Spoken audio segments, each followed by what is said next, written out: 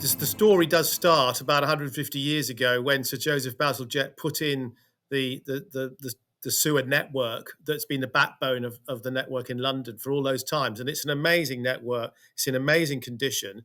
The quality of the sort of the work is amazing. But London was a city of 2 million people. He designed it for 4 million. There's now 9 million people. So the base flow has gone up. At the same time, we've got more intense rainfall with climate change. At the same time, we've got people paving over their gardens, and at the same time, it's not a separated system. It's a combined system. So rainfall on a road and sewage from your toilet in a storm goes into the same system, and then that very quickly with the storm now, because there's very little capacity, can overwhelm the old Bazalgette system, and then you get it overflowing. The safety valve is overflowing into the River Thames, and that now typically is 40 million tons of sewage goes into the River Thames every year.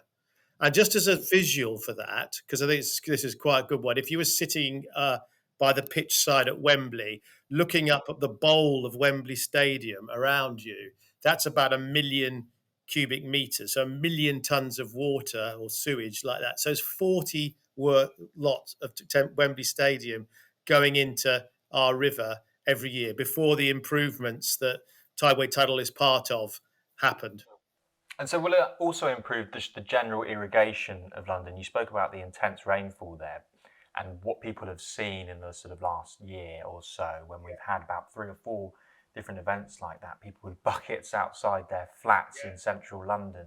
Will that be improved as a result as well? That's a very good question. And the short answer is no, not majorly and not immediately. The long answer is probably yes, if I can explain. So we are not really changing the sewer network that's away from the Thames. What we're doing is we're replicating the river. So instead of the overflows going into the Thames, they now come into the tunnel. So we're not really changing the sewer network of London. We're just keeping it out, the overflow out of the river.